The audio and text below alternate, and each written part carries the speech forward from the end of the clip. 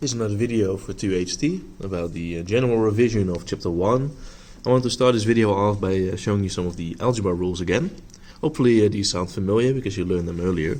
Here we have a plus a. Well, if the letters are the same, you can add them, so this will be 2a. The next one says a plus b. Well, if the letters are different, you cannot add them, so here we have no answer. With times, you can always do that. A times a is going to be a squared, right? And a times b is going to be ab. I mean, you don't really do anything over here. We just remove the times symbol and then you get ab. But this is how that works.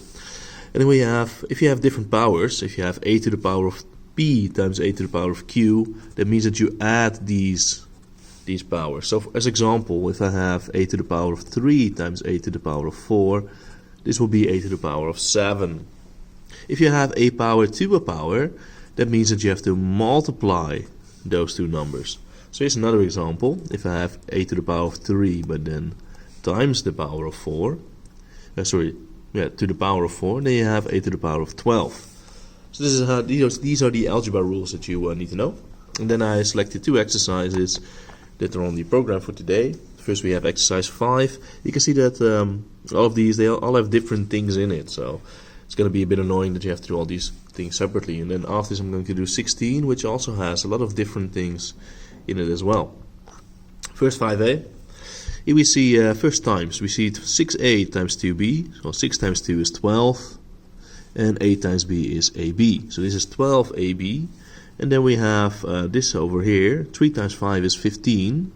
And a times b is ab. So we have 12ab plus 15ab. So when you add that, you get 27ab. So I'm going to write that down a bit over there. So I don't really have a lot of space. Then we have exercise b. Now we have divided by. So this is how divided by works. First we take a look at the normal numbers. 18 divided by 6. Well, that's 3. And then we have p to the power of 3 divided by p to the power of 2. Well, if you divide them, they just do minus. So 3 minus 2 is 1. So this is p. And then here we have q squared divided by q squared. Well, because they're the same, you can sort of remove them. So the answer is 3p there. Then we're going to go to exercise 5c. This one is very similar to 5a. Like first we have to do times. So we're going to do 3p times minus 2q. That's minus 6p cubed. And then we're going to do 4p times 5q. So that's 20p cubed. And then minus 6 plus 20 is 14p cubed. And this is the answer for 5c. Then we're going to go to D, E, and F. Here we see times, so I'm going to calculate that first. So that's 3 times 5 is 15. And then x to the power of.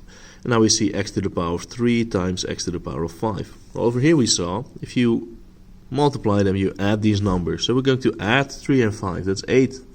Then it says here minus 15x to the power of 15. So we can't do that because the powers are different. So this is the answer, and that's it.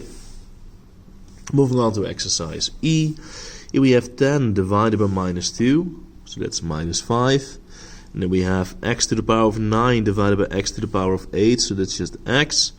And then we have y to the power of 3 divided by y, so that's y squared. Right? 3 minus 1 is just 2, and 9 minus 8 is just 1, but the 1 you never have to write down. And then for the last exercise of 5, we're going to work out these brackets. So I'm going to do x times 2x, that's 2x squared. And then x times 3y is 3x. Y. And that is it. So these are the answers for exercise 5.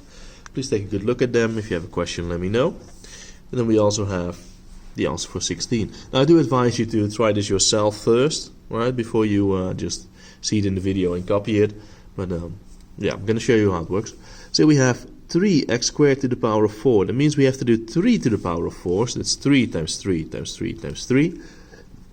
That's 81. And then we also have x to the power of 8. Because over here we saw, if you have a power to a power, you multiply them. So also over here, 2 times 4 is 8. Going to the next exercise, we have to do minus 2 to the power of 3. So that means minus 2 times minus 2 times minus 2. Well, that's minus 8. You can use your calculator for it if you'd like. And 5 times 3 is 15. So this is the answer for 16b. Then 16c. Here we have 6 divided by minus 3, so that's minus 2.